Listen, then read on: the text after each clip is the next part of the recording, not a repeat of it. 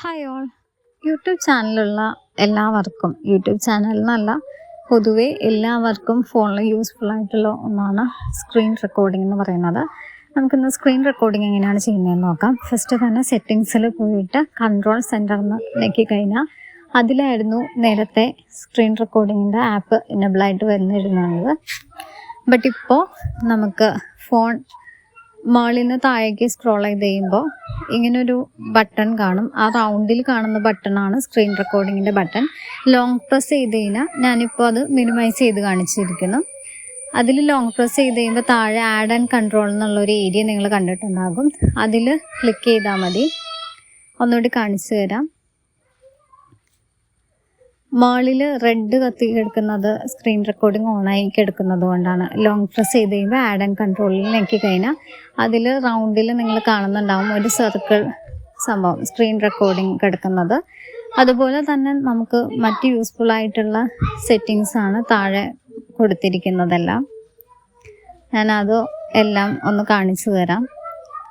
Add and കൺട്രോളിൽ ഞെക്കി കഴിഞ്ഞാൽ alarm, timer, voice memo, dark mode, torch, text, screen recording, stopwatch, അങ്ങനെ ഒരുപാട് സെറ്റിങ്സ് നമ്മുടെ ഫോണിലുള്ള ഒരുപാട് സെറ്റിങ്സ് അതിൽ കാണാൻ കഴിയും. ഇത് നമുക്ക് ആവശ്യമുണ്ടെന്നുണ്ടെങ്കിൽ ഇനേബിൾ ആക്കി ഇടുക, അല്ലെങ്കിൽ ഡിസേബിൾ ആക്കി തന്നെ ഇടുക.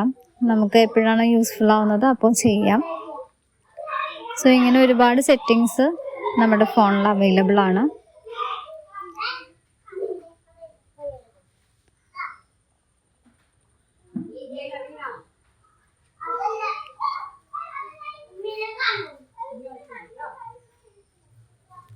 ഇതൊക്കെയാണ് നമ്മുടെ ഫോണിലുള്ള മറ്റ് സെറ്റിങ്സ് എന്ന് പറയുന്നത്. നമുക്ക് ആവശ്യമുള്ളപ്പോൾ അത് ഇനേബിൾ ആക്കി ഇടുക.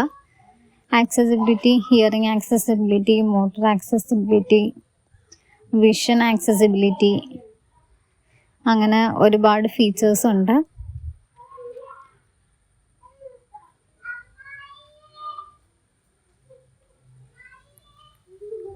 സോ ഈ കാണുന്നതൊക്കെയാണ് നമ്മുടെ ഫോണിൽ കിടക്കുന്ന ഫീച്ചേഴ്സൊക്കെ. ഇത് പലതും അറിയില്ലാത്തതായിട്ടുണ്ട്. എങ്ങനെയാണ് യൂസ് ചെയ്യുന്നതെന്നും അറിയാത്തതുണ്ട്.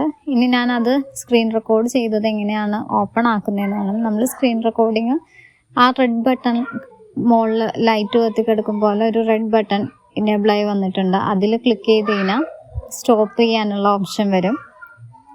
സ്റ്റോപ്പിൽ ക്ലിക്ക് ചെയ്ത് കഴിഞ്ഞാൽ നമ്മുടെ മുകളിൽ കാണിക്കുന്നുണ്ട് screen recording video saved to photos. നമ്മുടെ ഫോട്ടോസിലേക്ക് അത് ഡയറക്റ്റായിട്ട് സേവ്ഡ് ആയിട്ടുണ്ട്. ഫോട്ടോസിലേക്ക് ഡയറക്റ്റായിട്ട് സേവ്ഡായി വന്നിരിക്കുന്നത് ഞാനിതിപ്പോൾ സ്ക്രീൻ റെക്കോർഡ് ചെയ്തത് ഫോട്ടോസിൽ എടുത്ത് കാണിച്ചതാണ്. നിങ്ങൾക്ക് ഇതുപോലെ ഒന്ന്